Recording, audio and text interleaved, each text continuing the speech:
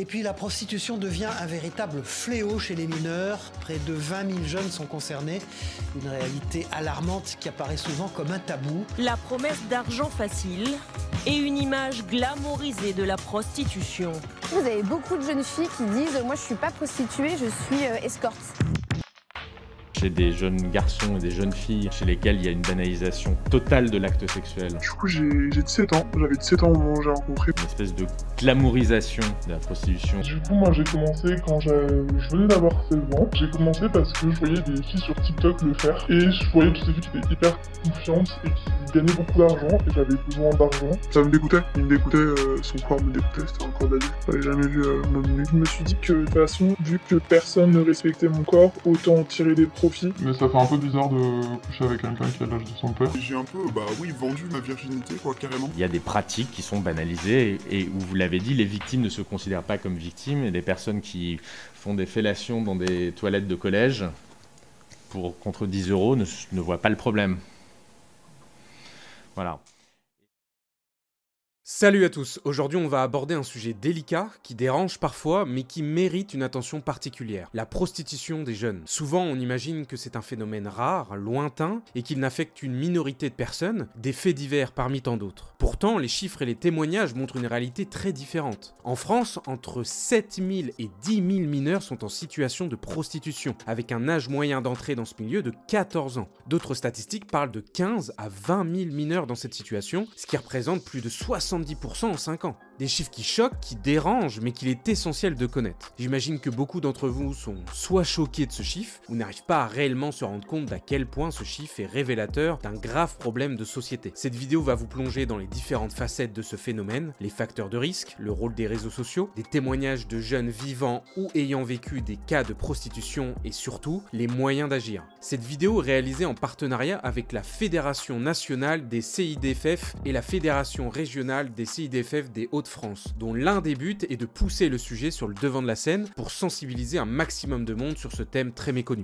Le réseau des CIDFF, les centres d'information pour les droits des femmes et des familles, c'est un réseau d'associations féministes qui agit quotidiennement en faveur de l'égalité de genre et contre les violences sexistes et sexuelles. C'est pourquoi je vous demanderai de partager la vidéo au maximum autour de vous, un partage sur Instagram, sur Twitter, via vos amis, mais au-delà d'un partage, c'est surtout d'en parler autour de vous, que les jeunes confrontés à ces situations soient en mesure de les reconnaître et que les parents actuels et futurs soient informés, mais que vous puissiez aussi aider un proche concerné. Avant de s'intéresser aux facteurs de risque liés à la prostitution, il est important de comprendre de quoi on parle. Car oui, il n'est pas toujours évident de reconnaître une situation de prostitution, surtout lorsqu'on est jeune. La prostitution, c'est un échange d'un rapport sexuel contre de l'argent, mais qui comprend aussi l'échange de tout acte sexuel, incluant tout rapport sexuel, même sans pénétration, contre un échange de biens, cadeaux, de services et même de nourriture, d'un logement ou de quoi que ce soit qui puisse avoir une valeur marchande. Bien entendu, vous vous doutez bien qu'en ce qui concerne la prostitution d'un mineur, c'est complètement interdit et puni par la loi. Même si la prostitution lui est interdite, un mineur qui s'y livre ne commet pas une infraction et n'encourt aucune sanction, même si le mineur se prétend volontaire. Cela est indifférent et il ou elle sera considéré comme victime. Le michetonnage, le loverboy, l'escorting, le sugar dating, vous avez probablement déjà entendu ces termes sans jamais pouvoir concrètement les définir. Alors de quoi on parle lorsqu'on parle de prostitution? On va se baser sur le site infojeunesprostitution.fr créé par les CDFF pour définir les différentes formes de prostitution les plus fréquentes. Alors il y a le sugar dating qui consiste en une relation entre un jeune et une personne plus âgée. Souvent c'est un homme appelé sugar daddy qui offre de l'argent, des biens ou un service en échange d'une relation. Cette pratique évolue parfois vers des relations sexuelles tarifées et conduit souvent à la prostitution, notamment chez les jeunes femmes étudiantes. Il y a aussi le loverboy qui manipule une jeune fille en simulant une relation amoureuse pour la pousser à se prostituer. En utilisant les réseaux sociaux pour approcher les victimes, il crée ensuite une situation de dépendance affective, rendant difficile la prise de conscience et la sortie de cette emprise. Il y a aussi l'escorting qui désigne la compagnie rémunérée, souvent pour des événements sociaux, mais elle se transforme souvent en relation sexuelle tarifée, facilitée par des plateformes en ligne pour la prise de contact. Il y a le michetonnage ou pigeonnage qui est une relation où le jeune reçoit des avantages financiers ou matériels en échange d'actes sexuels, créant un sentiment de redevabilité pouvant conduire à la prostitution. Et il y a aussi le grooming qui est la manipulation d'un mineur par un adulte pour établir un lien de confiance, très souvent via les réseaux sociaux dans le but d'abuser sexuellement de la mineure. Parmi toutes ces formes de prostitution, il ne faut pas non plus oublier le proxénète. C'est une personne qui exploite ou facilite la prostitution d'autrui pour en tirer un profit financier. Par la violence, la manipulation ou la menace, il maintient ses victimes dans une dépendance, souvent en dissimulant ses intentions derrière des relations sentimentales ou des promesses trompeuses, agissant de plus en plus via les réseaux sociaux et plateformes en ligne. En France, un proxénète risque jusqu'à 10 ans de prison et 1,5 million d'euros d'amende pour l'exploitation d'une personne majeure. Si la victime est mineure, la peine peut aller jusqu'à 20 ans de réclusion et 3 millions d'euros d'amende, ce qui souligne la gravité de cette exploitation. Alors pourquoi des jeunes se retrouvent-ils dans des situations aussi dramatiques que la prostitution? J'imagine que c'est une des premières questions qu'on peut se poser sur le sujet et c'est normal, on a du mal à imaginer ce genre de choses avec des jeunes ou des mineurs. Et de ce fait, on ne comprend pas le cheminement jusqu'à l'acte de prostitution. Il n'y a pas de réponse simple à cette question, mais on peut identifier plusieurs facteurs de risque qui poussent les jeunes dans cette spirale infernale. Les vulnérabilités personnelles sont sans doute l'une des premières causes à considérer. Un grand nombre de jeunes qui se prostituent ont un passé marqué par les violences sexuelles ou de violences domestiques. La majorité des jeunes concernés par la prostitution souffrent d'un manque profond d'affection et ou de repères éducatifs, souvent liés à un environnement familial chaotique. 26% sont marqués par des situations de rupture, telles que des fugues ou des placements en foyer. Le décrochage scolaire est aussi fréquent, tout comme des relations tendues et conflictuelles avec l'école, souvent renforcées par une faible estime de soi. Alors moi, du coup, c'est pas du tout par rapport à de l'argent, j'avais pas de problème d'argent. C'était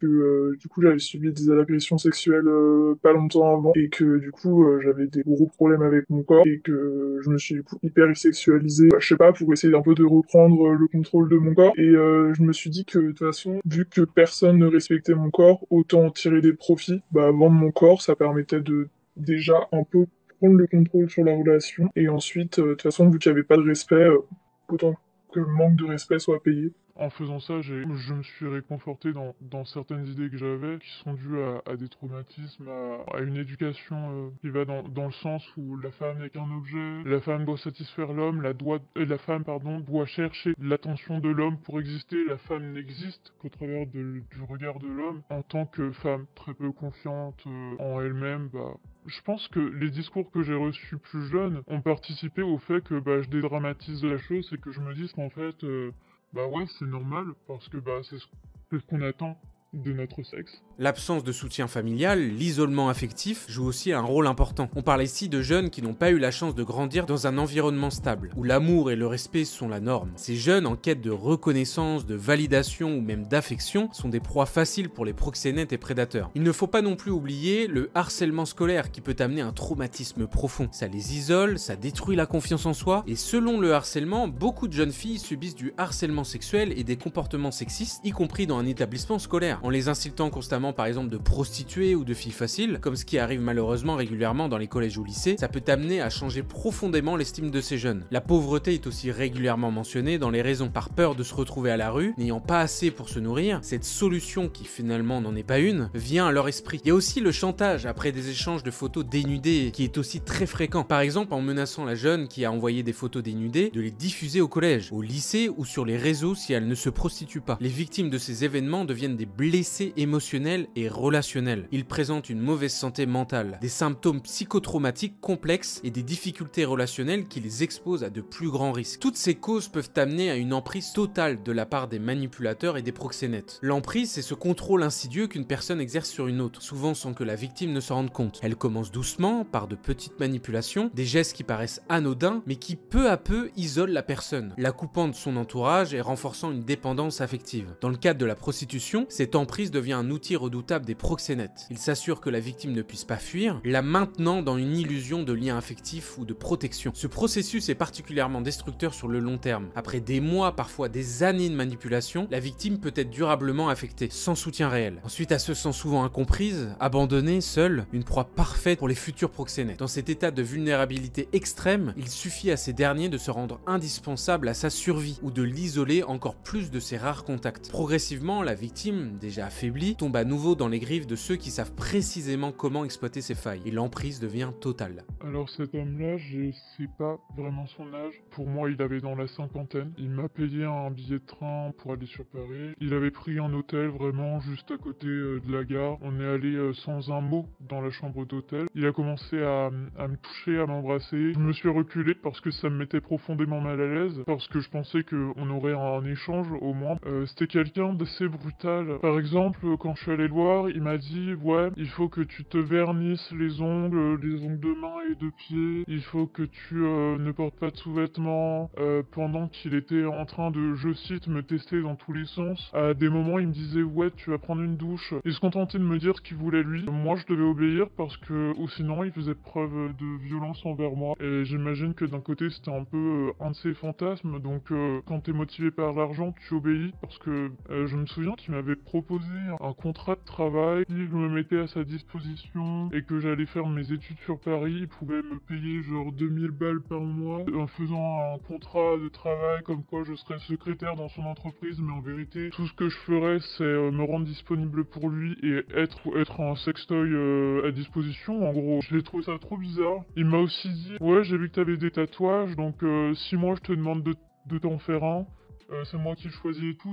tu t'en feras un. » Je trouvais ça un peu bizarre. Je crois que c'est un homme qui veut juste avoir le dessus et la possession des gens. Je sais pas. Je me souviens qu'à l'intérieur de ce journal, j'avais vraiment confessé mon état. Je disais que j'étais une espèce de paillasson sur laquelle on est d'essuyer sa merde sous les chaussures. Je disais également que je me sentais extrêmement vide. Vraiment ce sentiment de vide, je crois que c'est le truc qui me fait le plus mal à chaque fois. J'ai aussi écrit que le monde me paraissait genre... C'était le début du printemps, et j'avais juste l'impression que le monde était en train de mourir comme en automne.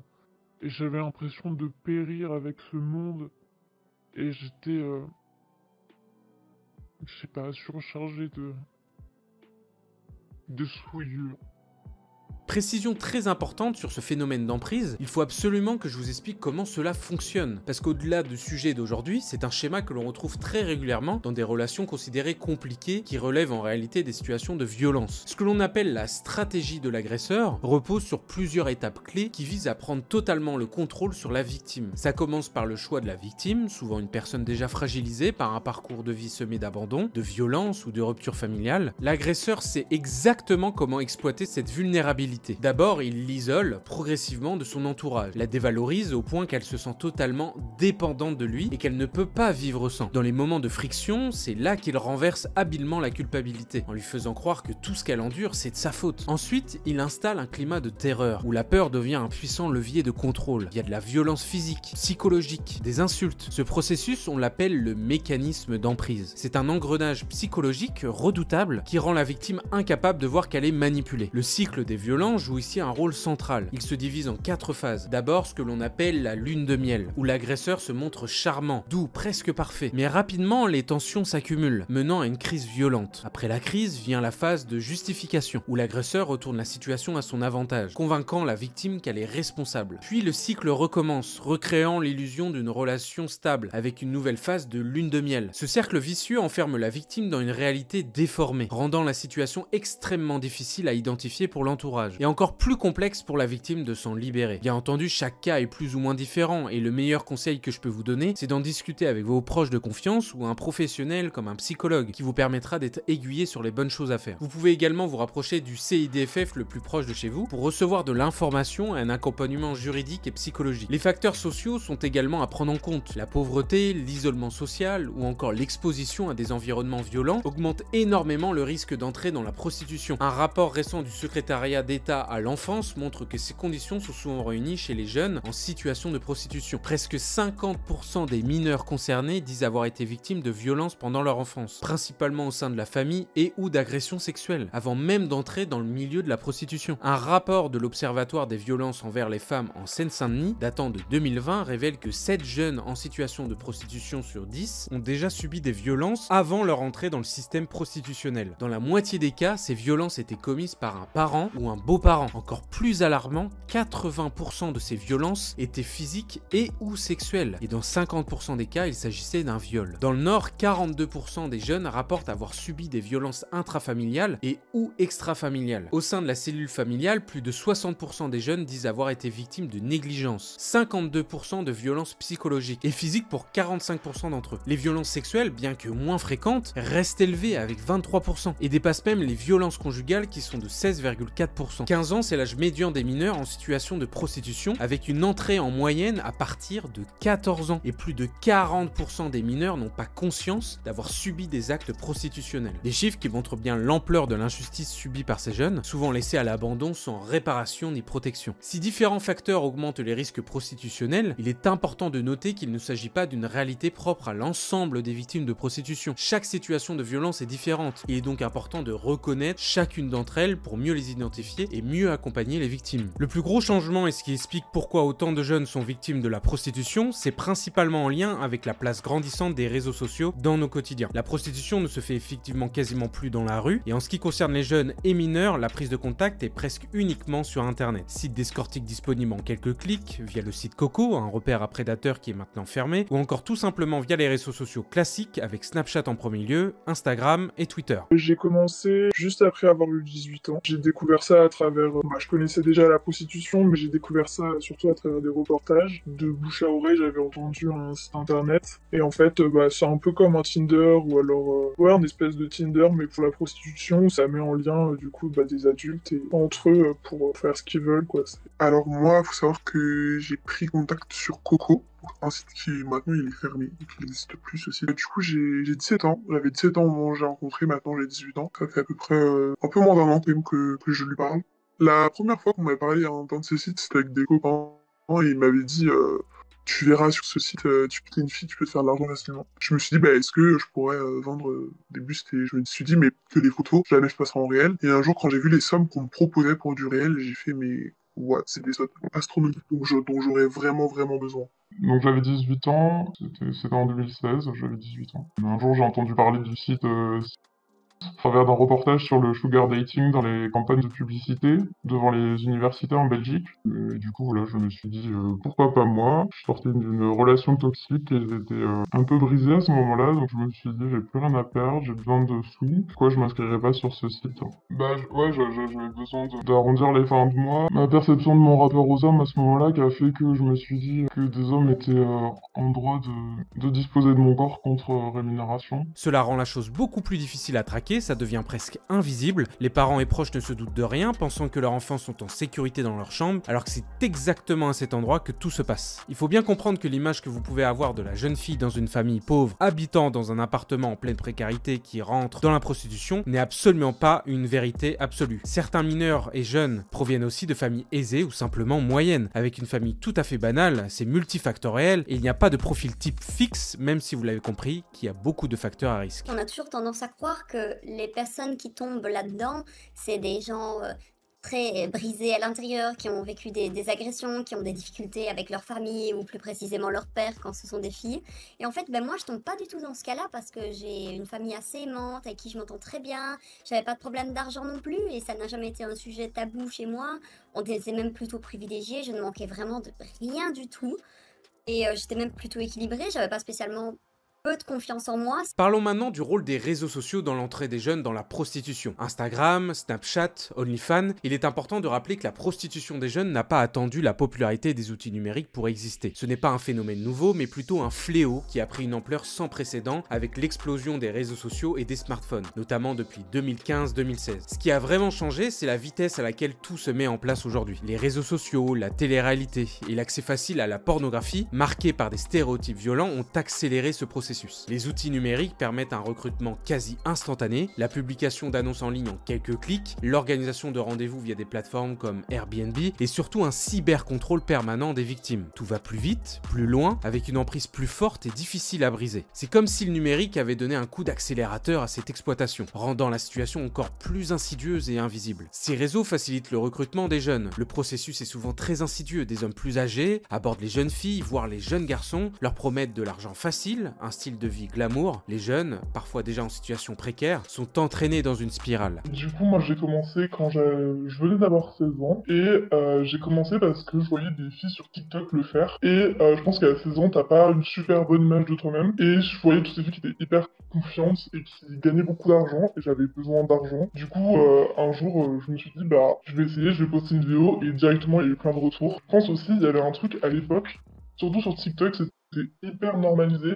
Tout le monde trouvait ça hyper normal de voir des femmes poster des vidéos d'elles un peu sexuelles, entre guillemets.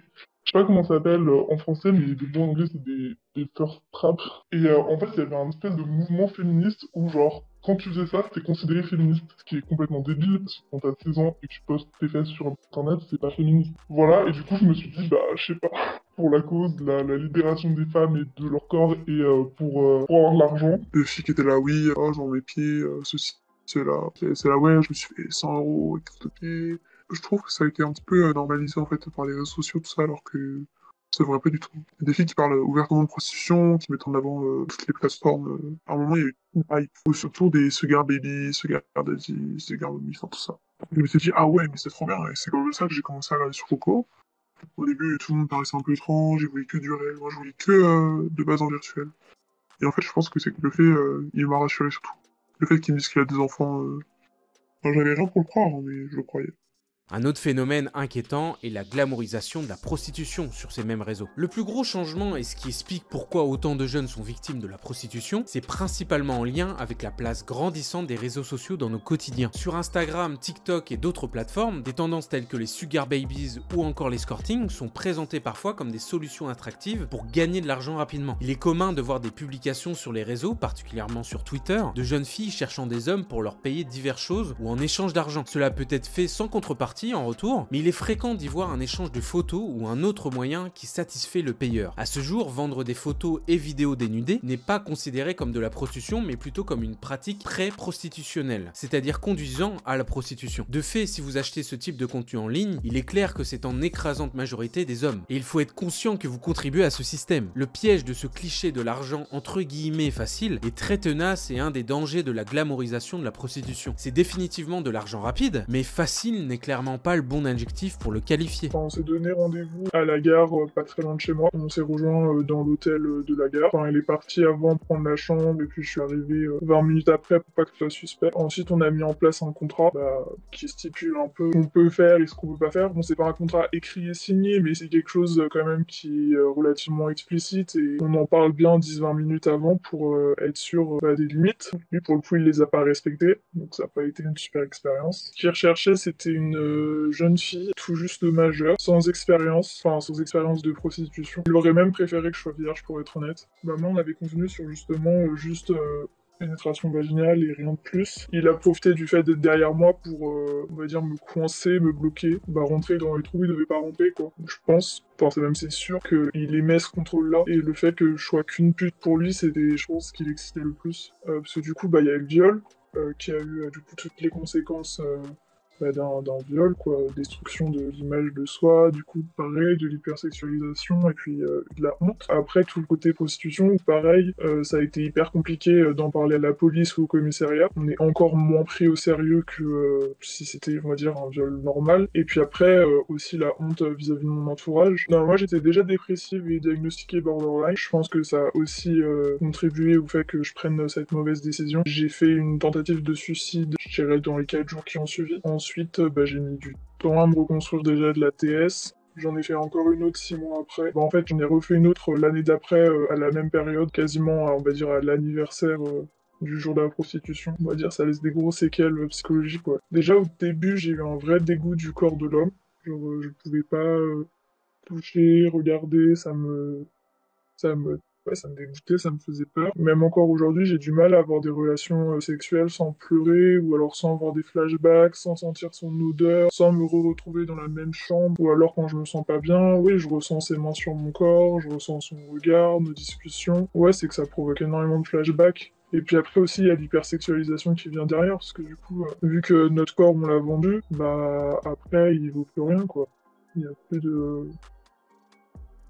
Il nous appartient plus vraiment. On s'expose à de la violence, et notamment de la cyberviolence, des rapports non consentis, des rapports non protégés, imposés par le client avec des risques de MST, voire de tomber enceinte. Si par exemple votre proxénète vous impose de ne pas prendre de contraception, une dévaluation de son estime de soi et de son corps, comme certains témoignages me l'ont rapporté, on ne devient qu'un objet sexuel qui n'est finalement plus qu'un corps sans âme, parce que les clients ne recherchent que ça. Cela donne une vision biaisée de la sexualité et de l'importance d'un acte consenti. Le plaisir n'est plus mutuel, et d'ailleurs la notion de plaisir n'existe même pas. Ces jeunes victimes de cette illusion d'argent facile, qui pour certains ont moins de 16 ans, se rendent compte de la réalité quand il est trop tard. Certains influenceurs et influenceuses n'hésitent pas à glamouriser cette pratique en présentant leur style de vie luxueux comme un modèle à suivre. Le message est clair. Tu veux des vêtements de luxe, des voyages, des soirées VIP, rejoins ce système et tout cela sera à toi. Des hommes se présentant en tant que manager OnlyFans, une sorte de proxénète 2.0, en abordant des jeunes filles sur Instagram par message privé pour les accompagner à ouvrir un compte sur des plateformes comme Mime ou OnlyFans, promettant beaucoup d'argent à se faire et une aide d'experts entre guillemets de leur part. Sans oublier qu'ils font tout pour normaliser la chose. Ils argumentent en expliquant s'occuper globalement de tout, en répondant aux messages privés des fans sur ces plateformes, optimisant le trafic, améliorant le référencement, une sorte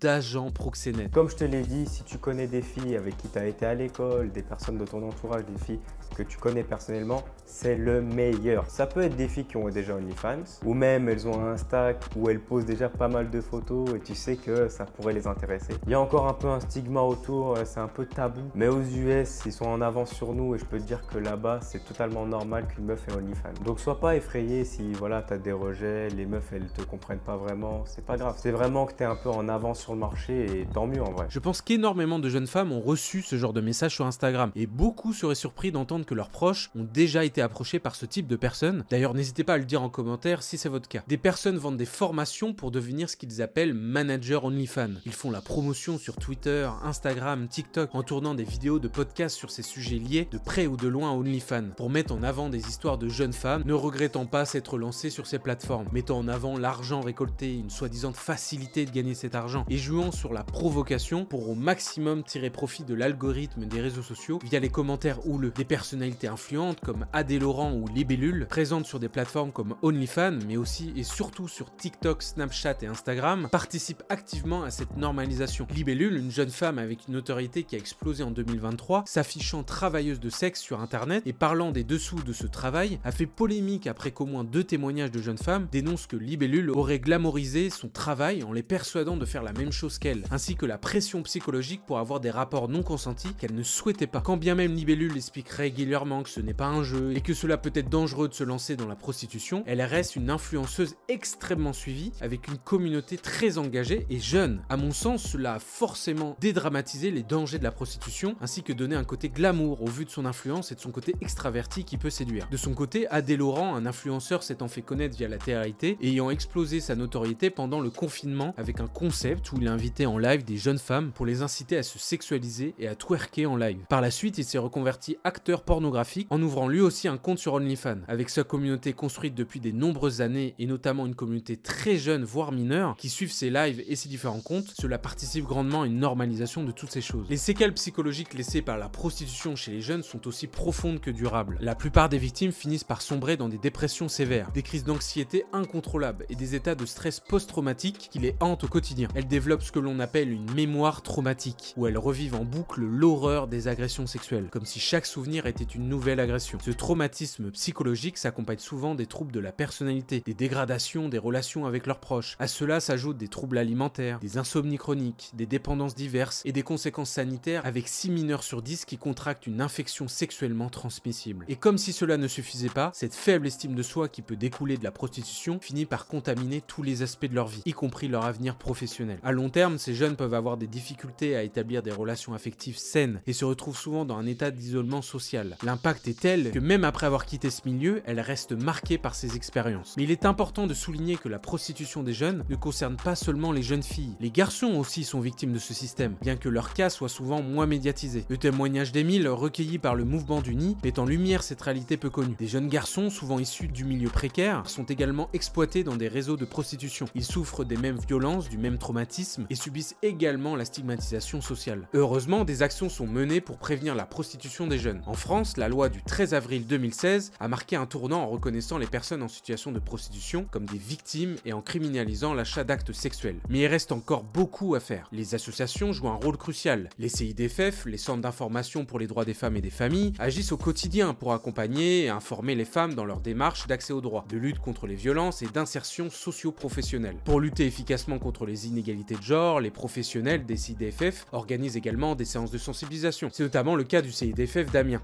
Les CIDFF, ce sont les centres d'information sur les droits des femmes et des familles. Il y a à peu près un CIDFF par département. Nos missions à tous, ce sont de travailler sur l'égalité entre les genres, de promouvoir les droits des femmes, de les défendre, et aussi de travailler à l'autonomie des femmes. Concrètement, au CIDFF, alors ça dépend un petit peu selon les CIDFF, mais majoritairement, on a un pôle accès aux droits, où des juristes informent sur les droits. On a un pôle lutte contre les violences faites aux femmes, majoritairement pour les femmes victimes de violences, et un pôle pour l'insertion des femmes, qui travaille à l'insertion et à l'autonomisation des femmes. Donc, dans le cadre de notre action sur la prostitution, il faut savoir que la prostitution, ça va être des jeunes qui sont assez jeunes. On arrive à l'âge médian qui est 15 ans, donc le début de la prostitution, ça va même être déjà des 13 ou 14 ans. Faut pas s'imaginer que les jeunes, ce sont des étudiants déjà. C'est vraiment chez des collégiens. Les premiers signaux d'entrée dans un parcours de prostitution, ça arrive dès le collège. Donc on travaille à partir de ces niveaux-là.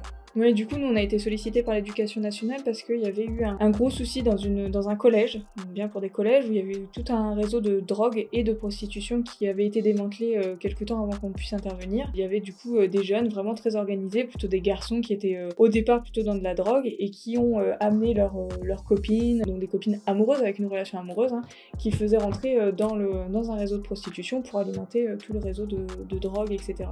Donc dès le collège, il y avait toute une organisation qui était menée. Donc là, on parle bien d'un groupe de mineurs qui étaient au collège. Donc vraiment tous s'organiser entre eux en tant que mineurs. Pour lutter efficacement contre la prostitution des jeunes, plusieurs solutions peuvent être envisagées. D'abord, on rappelle qu'en France, la prostitution des mineurs est interdite. Cela veut dire qu'un mineur qui se prostitue ne commet aucune infraction et que même s'il ou elle dit être d'accord, ça ne change rien. Il ou elle bénéficie d'un statut de victime et doit être protégé. En revanche, le fait de recourir à la prostitution de mineurs peut conduire jusqu'à 10 ans d'emprisonnement et 150 000 € d'amende. Il en est de même pour une personne majeure, que la loi reconnaît aussi comme victime. Le fait de recourir à la prostitution de personnes majeures peut entraîner une amende allant de 1 500 € et jusqu'à 3 750 € en cas de récidive. Ensuite, c'est urgent de mieux accompagner les victimes. Il existe aujourd'hui des centres d'accueil, des lignes d'assistance et des dispositifs de soins psychologiques, mais ces structures doivent être renforcées et mieux financées pour être accessibles à toutes et à tous. Trop de jeunes ne savent pas vers qui se tourner pour obtenir de l'aide. Il est urgent de renforcer les lois existantes pour réguler plus strictement les plateformes numériques. Des pays comme la Suède ont montré qu'une approche répressive à l'égard des clients, couplée à un soutien fort pour les victimes, peut réduire considérablement la prostitution. Le rôle des proches est également crucial. Les parents, les amis, les enseignants doivent être vigilants et détecter les signaux d'alerte. Des fugues répétées, un isolement soudain, des signes de détresse émotionnelle ou encore des possessions matérielles inexpliquées. Il est essentiel d'agir rapidement pour protéger ces jeunes avant qu'ils ne soient pris dans cet engrenage infernal. Veillez à maintenir un lien de confiance avec la personne, restez à son écoute, montrez que vous êtes là pour elle et dirigez-vous vers des associations spécialisées. Le problème aujourd'hui, c'est qu'une grande partie des garçons grandit avec une vision faussée de la sexualité, largement influencée par des contenus violents ou dégradants, où les femmes sont réduites à de simples objets de plaisir. Si notamment en tant qu'homme, on ne nous apprend pas dès le plus jeune âge à identifier ces dérives, à respecter les limites et à comprendre ce que signifie vraiment une relation saine, on laisse la porte grande ouverte à des comportements toxiques, voire dangereux. C'est aussi une question de responsabilisation. En éduquant les garçons à comprendre leur rôle dans la société et les attentes qu'on projette sur eux, on peut éviter qu'ils ne deviennent des complices passifs ou actifs dans des dynamiques d'exploitation comme la prostitution. Leur expliquer que la virilité ne se mesure pas à travers la conquête ou le contrôle, mais dans le respect de l'autre, que la gestion de ses émotions ne se résume pas à omettre sa tristesse et sa colère, mais plutôt la comprendre, l'accepter pour la contrôler de manière saine, pour avoir des relations saines dans le futur. C'est une manière de briser ces mécanismes qui alimentent la prostitution des jeunes et bien plus encore. C'est évident, l'éducation à la vie sexuelle et affective chez les jeunes, c'est la clé pour lutter contre la prostitution des mineurs. Mais attention, pas juste une éducation qui parle d'effets biologiques. On parle ici d'une vraie éducation qui aborde frontalement l'importance du consentement, de l'égalité et du respect d'autrui, mais aussi les dangers et les mécanismes d'emprise auxquels beaucoup de jeunes, sans même s'en rendre compte, peuvent être exposés. On sous-estime souvent le pouvoir que peuvent avoir des discussions ouvertes sur la sexualité, les relations consenties et les limites à ne jamais franchir. Le problème, c'est que sans ces connaissances, beaucoup tombent dans les pièges tendus par les prédateurs, bien plus rusés qu'ils n'y paraissent. Des gens qui profitent de l'ignorance pour manipuler et détruire. Donner aux jeunes les outils pour comprendre ce qu'est une relation saine, ce qu'est un consentement clair et reconnaître les signaux d'alarme dans des situations à risque, c'est leur offrir une chance de se protéger et de vivre des relations épanouissantes. Parce qu'aujourd'hui, avec les réseaux sociaux et la pornographie ultra accessible, ils sont exposés à une vision déformée et dangereuse des relations humaines. Leur apprendre à questionner ces images, à développer leur esprit critique face à la sursexualisation qu'ils voient tous les jours, c'est leur permettre de ne pas pas être vulnérable face aux discours manipulateurs des proxénètes, qui se servent de ces stéréotypes pour les amener doucement vers la prostitution. Et pour ceux qui peuvent se sentir concernés par le sujet de cette vidéo, n'oubliez pas qu'il y a des structures pour vous aider, notamment des CIDFF partout en France où vous pouvez poser des questions et demander de l'aide. Vous trouverez en description un lien d'une carte interactive pour trouver un CIDFF près de chez vous. N'oubliez pas non plus les numéros utiles comme le 119 d'Allo Enfance en danger, que vous soyez l'enfant ou un adulte qui cherche de l'aide au sujet d'un jeune. Des professionnels sont là pour vous. Le 3919, le numéro de violence Femmes Info, qui vous permettront d'avoir de l'aide si vous êtes victime de violence en tant que femme, ainsi que le 3018 pour les victimes de violences numériques. Ces numéros sont gratuits et la plupart disponibles 24 h sur 24, 7 jours sur 7. J'espère que vous avez apprécié cette vidéo, n'hésitez pas à la partager, de laisser un commentaire et un like si c'est le cas, et on se dit à la prochaine, ciao tout le monde.